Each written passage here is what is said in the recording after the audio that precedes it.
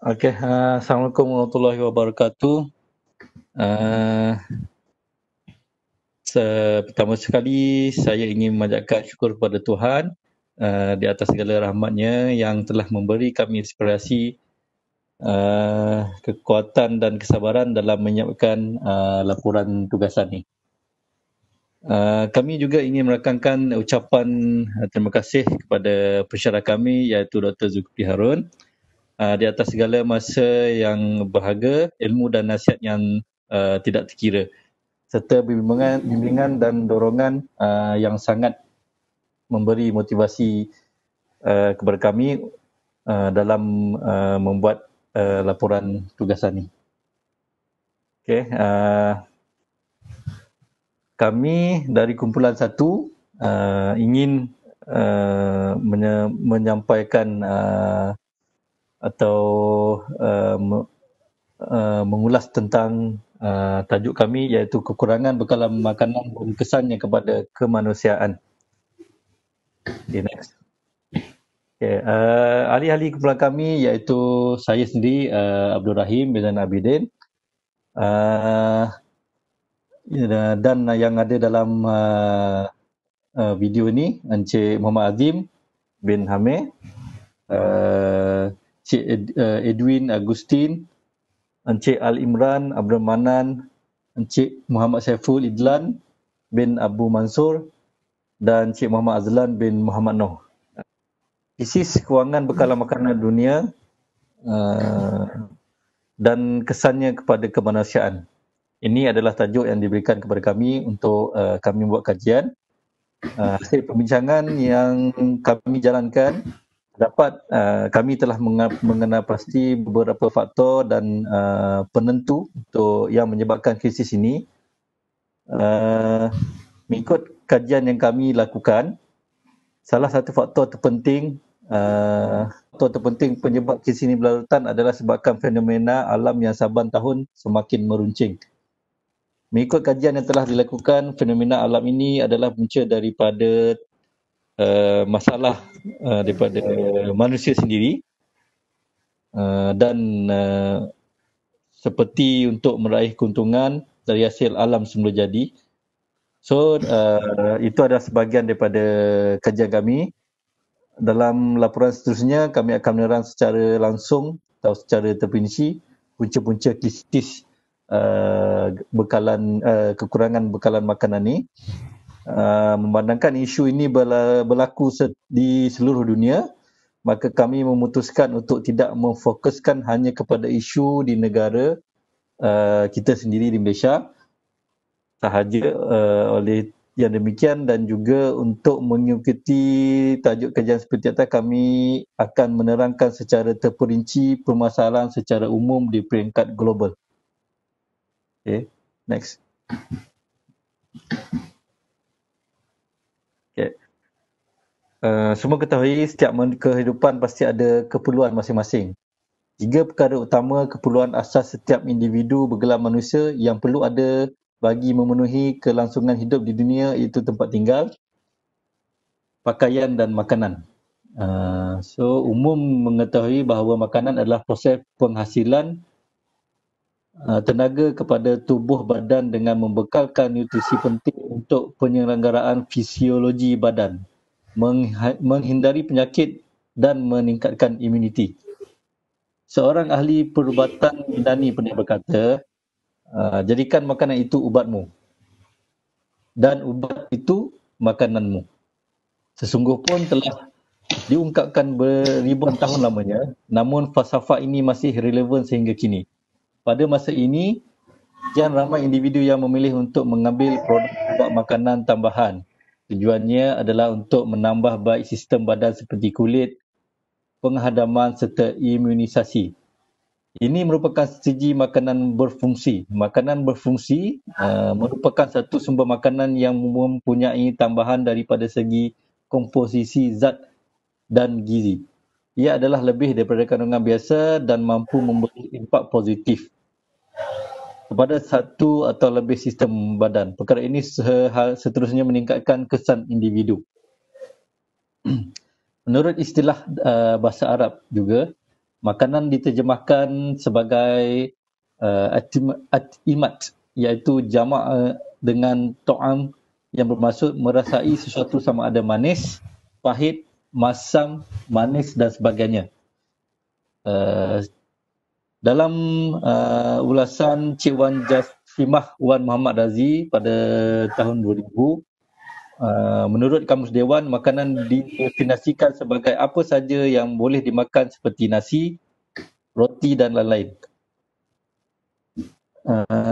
Bagi umat Islam, makanan sangat berhubung kait dan bersatu padu secara menyeluruh kepada kesihatan rohani, akli, psikologi dan juga jasmani.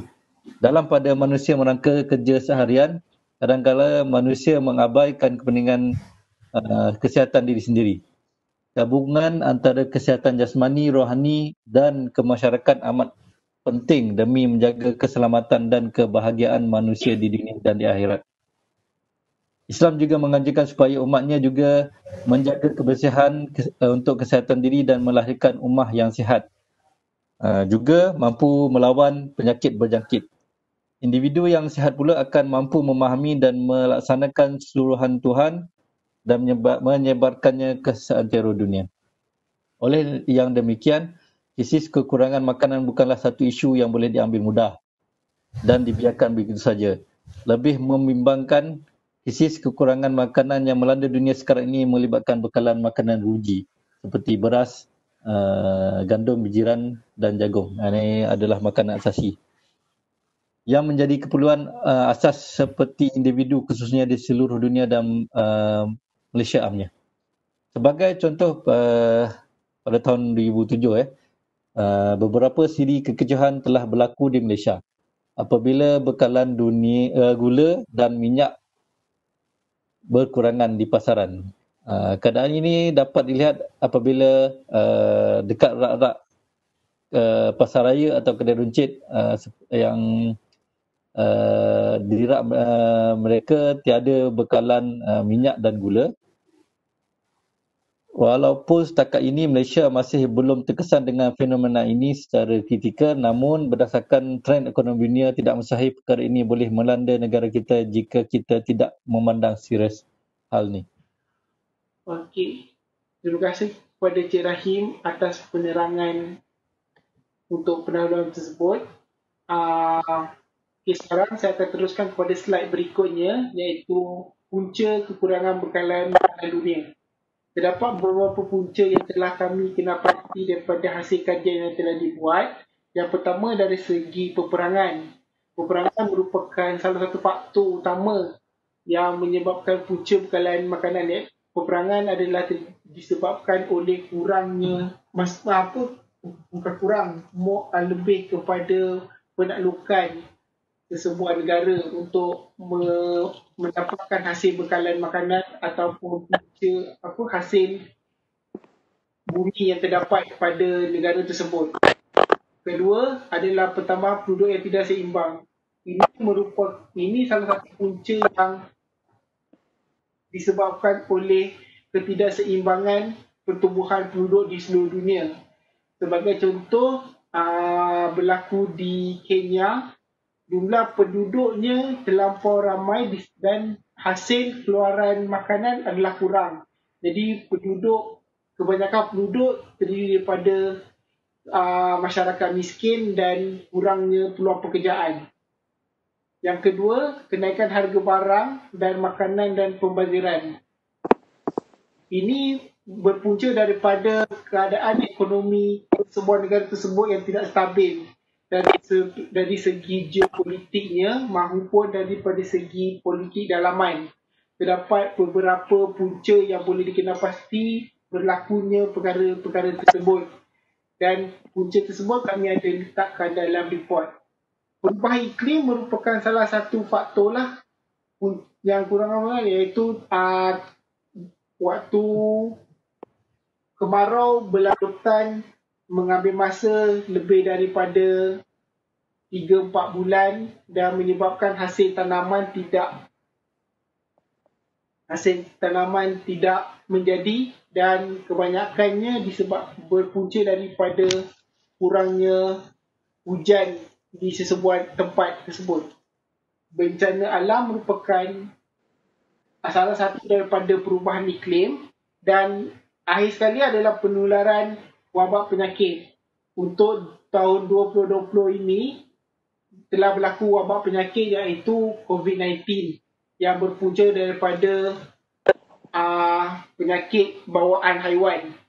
Buat masa ini, terdapat beberapa negara yang mengalami masalah krisis kekurangan makanan disebabkan pandemik tersebut, yang hasil kajian kami didapati penduduk di negara Kenya dan belah Amerika Utara mengalami kekurangan bekalan makanan disebabkan tiada pergerakan yang berlaku ataupun tidak boleh pergerakan berlaku di dalam dan luar negara. Berikut saya teruskan kepada slide yang seterusnya. Okay, Assalamualaikum. Nama saya Muhammad Azlan dari Muhammad Noor. Saya akan terangkan mengenai kesan kekurangan makanan ni kepada manusia. Okay, yang pertama, kesannya adalah kebuluran. So, apabila bekalan makanan tidak mencukupi, kebanyakannya manusia akan kebuluran sebab kita memerlukan makanan untuk meneruskan hidup. Kebanyakannya negara-negara yang berbangun ini kebanyakannya berlaku kebuluran disebabkan kekurangan makanan.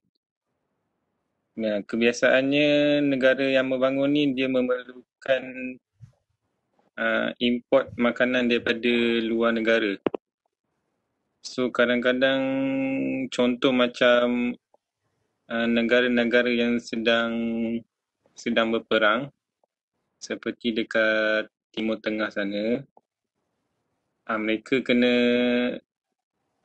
mereka berperang, lepas tu diorang kena import makanan daripada negara luar. So makanan tu dia sangat terhad lah. So berlakulah kebuluran kepada rakyat dia. So seterusnya lepas berlaku kebuluran ni akan kematian. So kebanyakan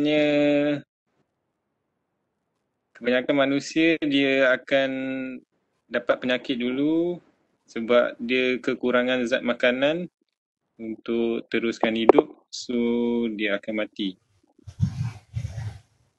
Lepas tu kebanyakannya negara yang kekurangan makanan ni biasanya politik dekat negara tu dia tidak stabil, seperti Syria.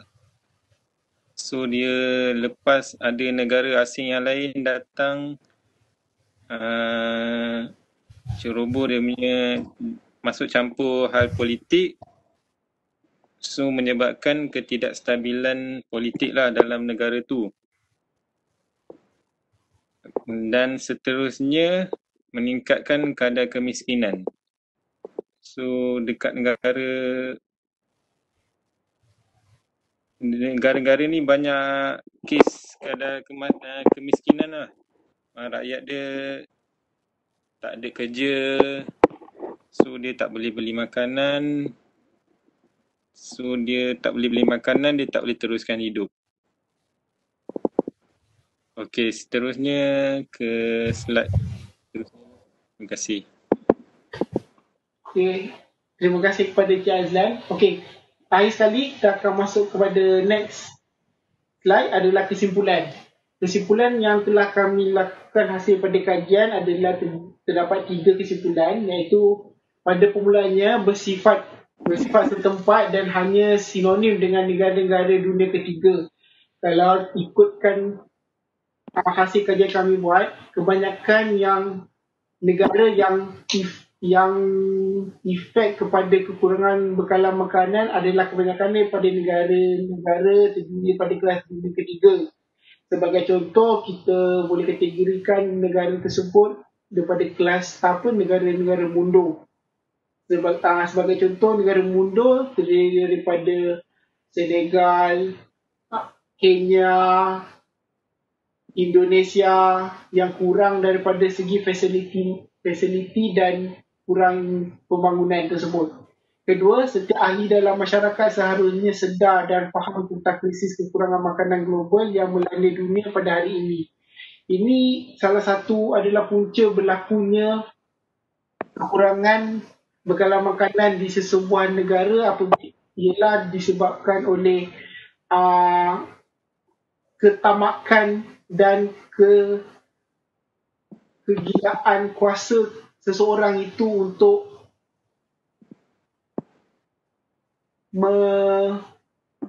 mementingkan diri sendiri atas yang apa yang harus dia orang berikan kepada masyarakat tersebut. Sebagai contoh, daripada segi masyarakat, ada yang berlaku dari segi korupsi dan sebagainya. Dan akhir sekali, terima kasih kepada Encik Azim. Seterusnya, proses kesedaran tentang kekurangan makanan ni perlu dibina melalui peningkatan budaya ilmu. So, dari tingkat sekolah kita perlu berikan pendidikan kepada golongan muda supaya mereka tahu kepentingan makanan ini untuk kehidupan seluruh dunia. So, peningkatan ni, budaya ilmu ni kita kena didik sejak daripada kecil melalui pembacaan. So, apabila kita punya masyarakat dah tahu tentang ilmu ni, budaya ilmu ni, so dengan itu kita dapat memberikan kesedaran kepada masyarakat semua. So, krisis kekurangan makanan ni kita dapat kurangkan atau selesaikan penuhnya. Okey, itu saja. okey, itu saja presentation pada kami. Sekian, terima kasih.